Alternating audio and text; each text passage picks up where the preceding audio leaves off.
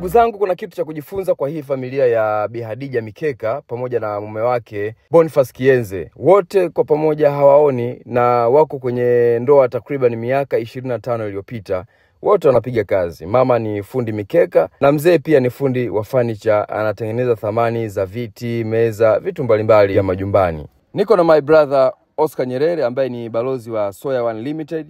Cha kushangaza kwamba ni mbali sana. Kazi ambako anaifanyia ni maeneo ya Upanga, Dar es Salaam, lakini makazi yake ni Chamanzi. Kingine pia hii pamoja na tunasema kwamba Soya One jamii kwanza, lakini Soya One pia tupo kwa ajili ya kuwa motivate watu wengine kugusa maisha ya watu kama hawa, kuwashika mkono katika kile kitu ambacho kinachopatikana, kwa sababu tunaamini kwamba ibada iliyokuwa safi ni kuwagusa watu wa namna hii kabisa. Sio mbali kutokea hapo.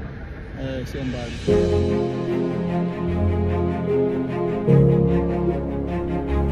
Odi. Asante. Salama tu. Ndio mume wa Bi Khadija Mikeka?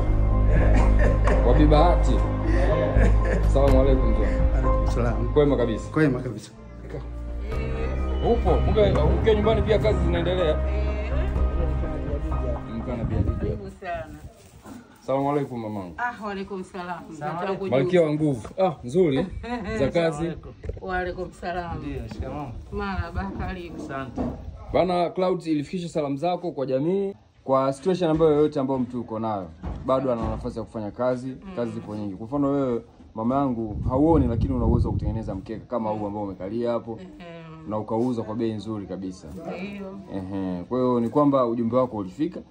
Lakini wakati ujumbe wako umefika pia uliwafikia wadau wanaitwa Soya One Limited jamii kwanza. Kampuni ya kuchimba madini iko Tarime Mara, lakini pia wanafanya kurudisha kwa jamii.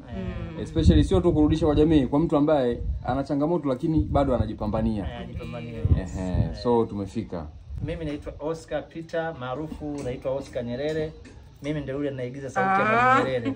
Hebu mpe ladha kidogo. Mpe ladha kidogo. Ola, mimi ndio Oscar Nyerere bwana. Hebu wape ladha kidogo. Tukawaambia na tukawaeleza kwa Tanzania kwamba sisi sote ni wamoja. Ya leo tumekuja kumtembelea Bi Khadija hapa. Na wazanaki tuna kauli moja tunasema vosi mazi ganyanja, tunasema hivi. Tumefika. Karibuni sana. Huyu ni kijana wako wangapi huyu? Huyu ni kijana wangu wa pili. Wa pili. Unaitwa nani boss? Zakaria Boniface. Zakaria. Napenda wageni wangu. Tuandike. Vizuri sana. Kwa nini ulianzisha utaratibu huu mzee wangu? Napata kumbukumbu kumbukumbu ambao wamenitembelea.